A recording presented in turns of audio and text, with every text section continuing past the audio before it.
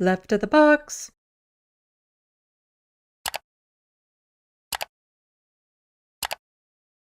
All in the United States, I know right now there's that news story about TikTok in the United States and saying how they have to sell it off, and there was a vote in the Congress, but it still needs to go through the Senate, so it's not guaranteed that it's going to happen where they're going to force TikTok to sell off and all that sort of stuff.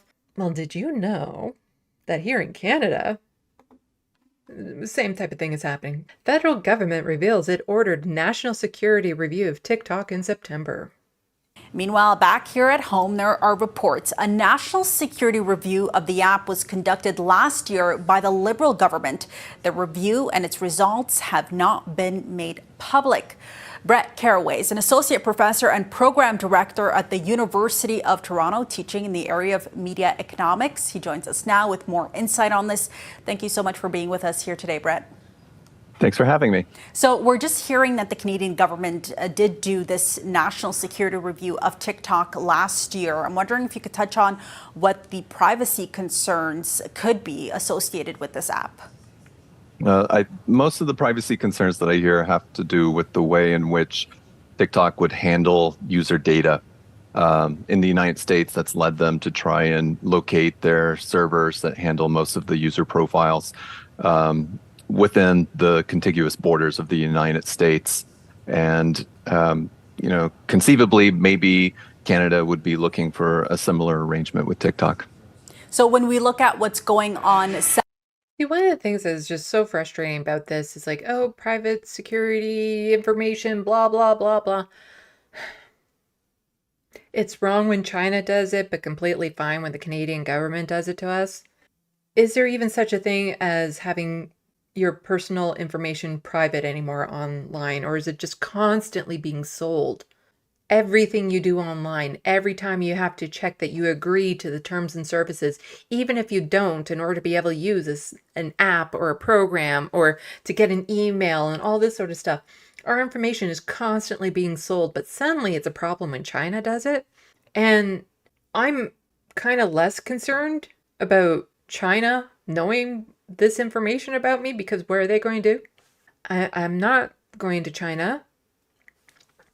And it is just, I have more distrust in my government tracking my personal information, because there are repercussions I could face because of it. If they're tracking you, if you're going to protests and rallies and things of that sort, and labeling you as a rebel rouser and whatnot.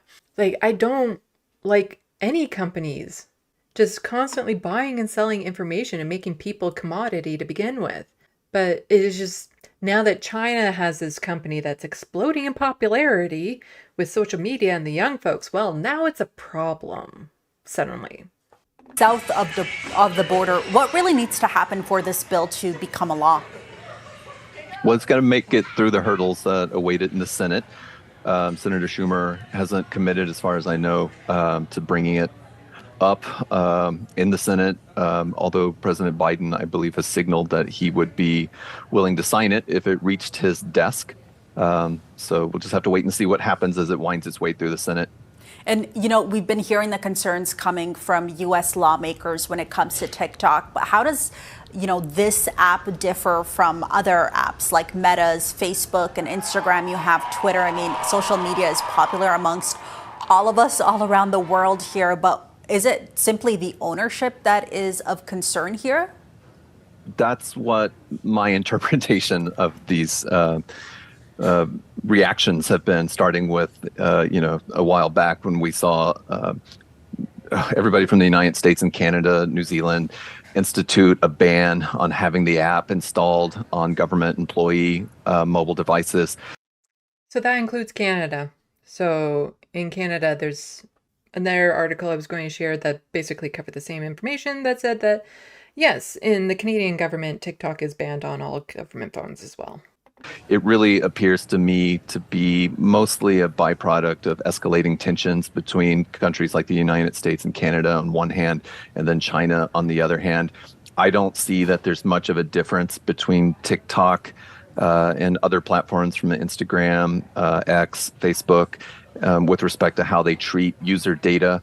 I think this does have to do with concerns over the ownership structure, but even there, it looks to me like policymakers are confused about the actual ownership structure of TikTok. It's not as straightforward as they make it sound. So the federal liberals order a national security review of the popular video app TikTok in September 2023, but did not disclose it publicly. Interesting. This is still an ongoing case, and we can't comment further because of the confidentiality provisions of the Investment Canada Act. A spokesperson for the industry, Minister Francois Philippe, said, "Our government has never hesitated to take action when necessary if a case under review is found to be injurious to Canada's national security."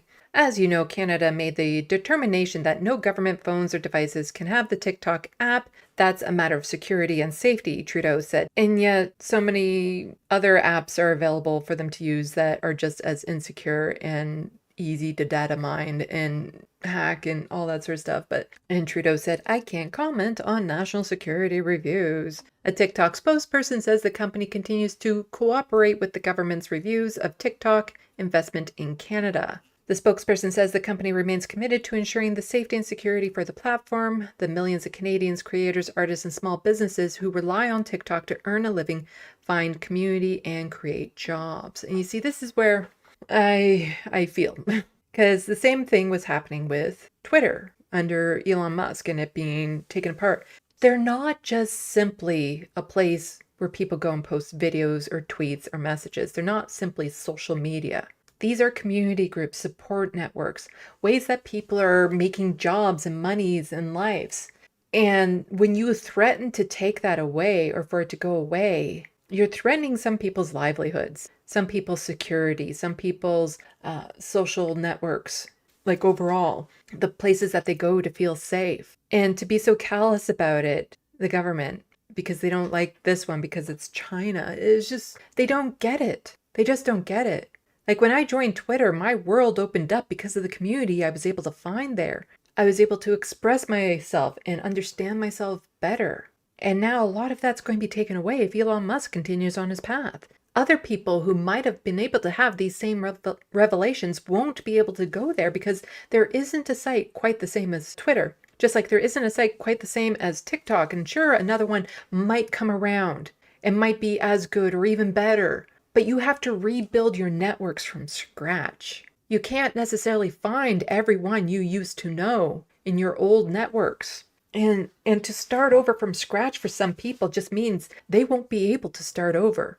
Like if I had to start my YouTube channel anew after all the work I put into it just to get it to where it is today, I don't know if I could, the amount of work and time and energy and effort and resources and networking I've had to do just to get it to where it is today. And if I had to start from scratch, I don't know if I could. So under the law, certain investors have to notify the government when they acquire control of the Canadian business or establish a Canadian business. The industry minister can then launch a review by sending a notice to the company saying that he has reasonable grounds to believe it could be injurious to the national security. Cabinet can take measures like making investors sell part of the business or sell shares or allow them to continue operating as long as they agree to conditions. The Canadian government publishes statistics about investments and it reviews investors' country of origin. In recent years, a majority of these have been from China. Nearly 30% of Canadian respondents to an October 2022 survey by Toronto Metropolitan University said that they were on TikTok. That's a big percentage of people in this country that are on TikTok. For many Canadian creators who make TikTok content, the U.S. market is paramount, says Scott Benzie, Executive Director of Digital First Canada. The organization advocates for digital creators and has in the past received funding from TikTok. If a ban actually goes through the U.S., Canadian careers on TikTok are over, he said. In addition to losing audience reach for creators who earn money through sponsorships, obviously most of these brands want to connect with the US audience. And if that's not a possibility, then that money just goes away. And as Aaron Reed points out, A reminder that one of the biggest pushers of a national TikTok ban is Heritage Foundation, because they truly believe that TikTok turns kids trans. A large number of trans and queer youth depend on the platform for information and to have a voice. I oppose the ban. And that is, again, the sense of community that people have and built, and the anonymity that some of them have on these platforms. If they're in a community or a home where they're not allowed to express themselves, not allowed to have those conversations, at least here they have an outlet.